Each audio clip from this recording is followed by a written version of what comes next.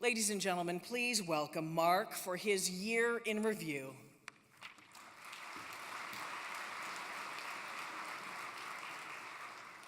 Good morning, everybody. Wow, it's great to see everybody here. I really appreciate you taking the time out of your busy schedule to spend the day with us here. It's a real honor to be up here, and we really appreciate the collaboration that our association has with many of you. But before we even get started here, we're a fairly small shop, and to coordinate an event of this magnitude takes a significant amount of effort, and I want right off the top to acknowledge Tracy Hill, who has had the responsibility for organizing this event for our association. She's put in a tremendous effort, and I think has done a great job here. So thank you to Tracy Hill, with support from Stacy and Allison and the rest of our staff. So I want to acknowledge Tracy right off the top. Thank you very much.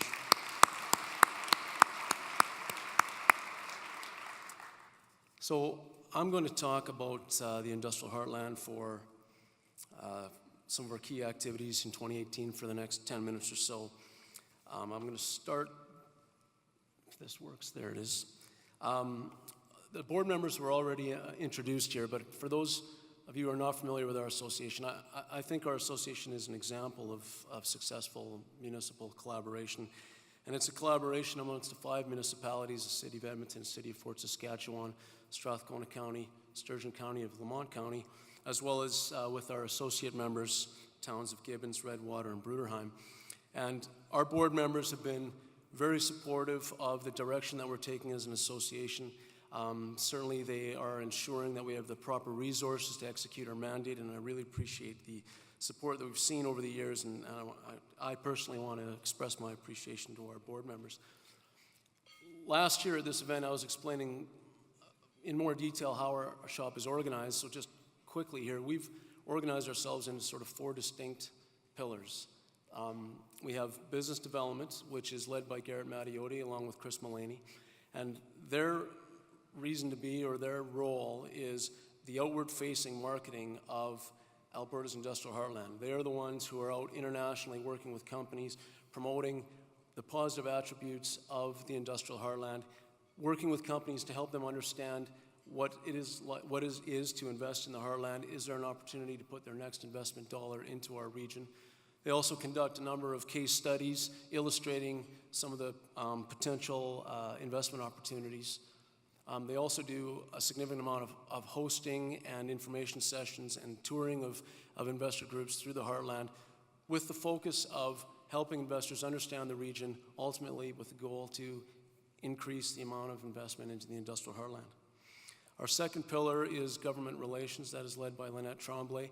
Her focus over the last year has been primarily around awareness and advocacy at the provincial and federal levels. We've put a significant amount of effort into raising awareness as to how important the Industrial Heartland is to Alberta and to Canada, and advocating for policy that would help or be conducive for investment, hopefully into the Industrial Heartland. Our third pillar is communications and community relations. Tracy Hill is our manager there. She supports all of our communication efforts and all of our community relations efforts, which is largely through a collaborative effort through Life in the Heartland, which is with our partners NCIA, Ford Air Partnership, and NRCare, who I think are in the room here today, so thank you for that partnership. Life in the Heartland and that effort is all about improving the relationship between community and industry and facilitating that dialogue between community and industry, with the intent over the long term, of course, that we have community support for continued investment into our region. And then finally, our fourth pillar is infrastructure and logistics. We've added that position in 2018. Rajakumar joined us. He is focused on understanding the logistics and infrastructure pinch points in the Heartland, particularly in understanding what's coming down the pipe with projects and potential investments, and working towards advocacy efforts for the infrastructure that is needed for continued investment into our region. So the Industrial Heartland itself, for those who may not be familiar with it, is a 582 square kilometer region that is zoned for heavy industrial development. It is Canada's largest hydrocarbon processing center. There's over $40 billion in current investments. There's over 6,000 direct jobs, employment by the companies that are in the region, and over 25,000 indirect jobs associated with the companies operating in the region. And those companies spend over $1.5 billion annually in the region. And so it's a significant economic driver for Alberta and for Canada. So 2018 was a very busy year. Our business development group focused on investor interaction, toured the world, spent a fair amount of time throughout North America, Europe, Middle East, Asia, and over the course of the year hosted and toured over 46 investor groups who are looking at potential investments in our region. And there's been tremendous interest in value-add processing of either methane, ethane, or propane. There's been interest in specialty chemicals, fertilizers, really anything that could be produced from the low-cost feedstock that is available in the Heartland. We've seen interest in, and certainly a tremendous amount of activity by our team in raising awareness and hosting and touring companies around our region. We were fortunate to be invited on Minister Billis's trade mission into Asia, and we also accompanied the government on another trade mission as well. So we're really pleased with that partnership and very pleased to be part of those trade missions. We think it's very important for us. It helps us get our story out with respect to the positive attributes of Alberta's industrial heartland. Early in the year, in March, the government of Alberta rolled out the EDAC recommendations. So the Energy Diversification Advisory Committee had done a fair amount of work 2016 and 2017, and they received input from a number of stakeholders, and we were part of that process as well. Garrett was on one of the working groups, and that report was issued in March, and it highlighted two key areas for energy diversification in Alberta. It talked about partial upgrading of bitumen, and it talked about petrochemicals, and it recognized that both of those areas are high potential areas for diversification of Alberta's energy economy. And then following that report, the government of Alberta came out with their programs. The first program announced was the partial upgrading program.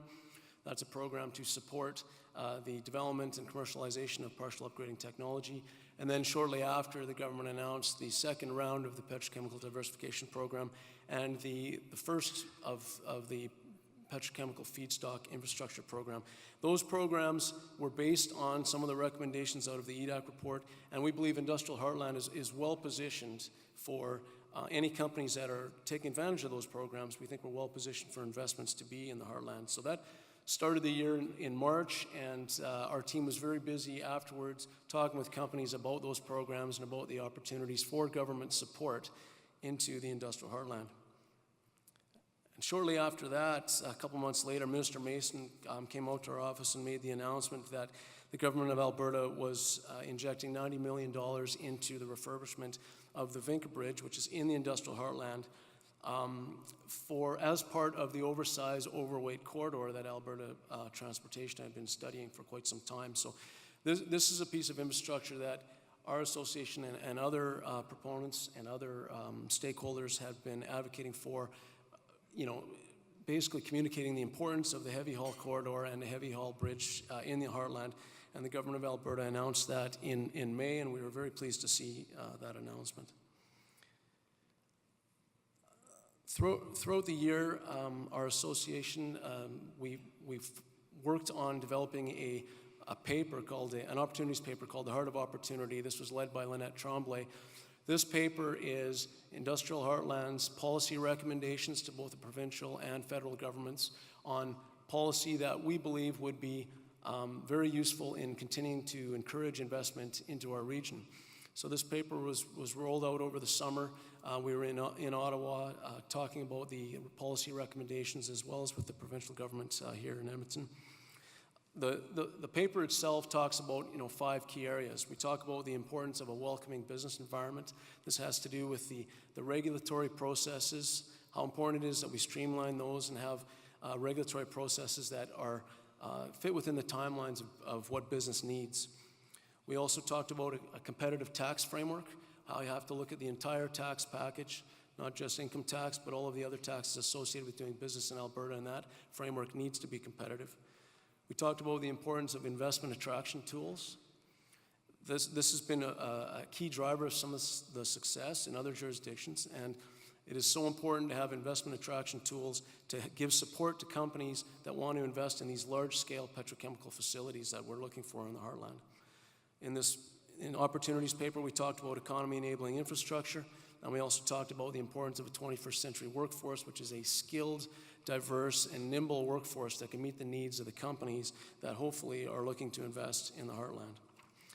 We were fortunate to have a number of government representatives interested in our region. In February, we hosted over 50 government representatives touring around the Heartland, raising awareness of what's happening in the region. In the summer, we had 3 MPs, MP Boisseneau, MP Maloney, and MP Rudd. This was coordinated through MP Boisseneau. Thank you very much, Randy. They came out as part of the Stampede Investment Forum. They came up to the region, toured around the Heartland, met with Edmonton Global later. And I think showing and being able to illustrate some of the activities that the companies are doing in our region just really crystallized for these MPs how important the region is. And I think it's a real key piece of what we've been doing to try to raise awareness of what's happening in the Heartland. And it's not just us. We work in collaboration with many stakeholders, many in the room here today, making sure we're aligning messages, make sure we're talking with similar key points, and we thank you all for your collaboration and alignment. I think it's really having an impact and really helping to raise awareness of what's happening in this jurisdiction and how important this jurisdiction is to Alberta and to Canada. For community relations, Life in the Heartland hosted 2 community events, 6 months apart, one in April and one in October. One was in Fort Saskatchewan, the other was in Gibbons. And this was with our partners in Life in the Heartland, so again, NCIA, Fort Air Partnership, and NR Care. And the point of these community events is to help facilitate that dialogue between the industries that are operating in the Heartland and the community that is either affected or interested in what's happening. And I believe that it's a very effective forum to get people out, learn about what's going on, and continue to facilitate that dialogue and create that relationship between community and industry. We're very pleased with the Life in the Heartland partnership, and we're looking forward to doing more of those in 2019. And one of the things we've been talking about throughout 2018 is that we truly believe that by 2030, there's a real opportunity for $30 billion in additional investment. So by 2030, we want to be in a position where we can say the Industrial Heartland has $70 billion of invested capital in our region. Given the interest that we've seen in the various value chains, whether it's methane, ethane, or propane, or beyond that, or whether it's partial upgrading of bitumen, we believe that between now and 2030, we can see an additional $30 billion. Certainly the programs that the government of Alberta has put into place with the intent to help support and incent some of these large-scale investments, those programs have piqued the interest of industry. We've been very busy talking to investors about those programs and what the opportunities are, and we think there's a real opportunity for an additional $30 billion by 2030. That's been our focus in conversations with investors and our conversations with government and with all of our stakeholders. So we're very optimistic about the future. We are very happy with how 2018 went, the results we've seen. Those results are a result of the collaborative effort between the stakeholder groups in this room. I want to express my sincere appreciation for working with us and being collaborative and figuring out a way to get the key messages out there on the importance of this region and what needs to be done to attract additional investment. So my thank you to you for being here. My thanks to you for being collaborative with us. And my thanks to the sponsors for sponsoring us here today. And we are really, really appreciative and look forward to working with you again in 2019. So thank you all very much. I think we have a great program here today. I hope you enjoy the day, find the presentations very informative and hopefully entertaining as well. So thank you.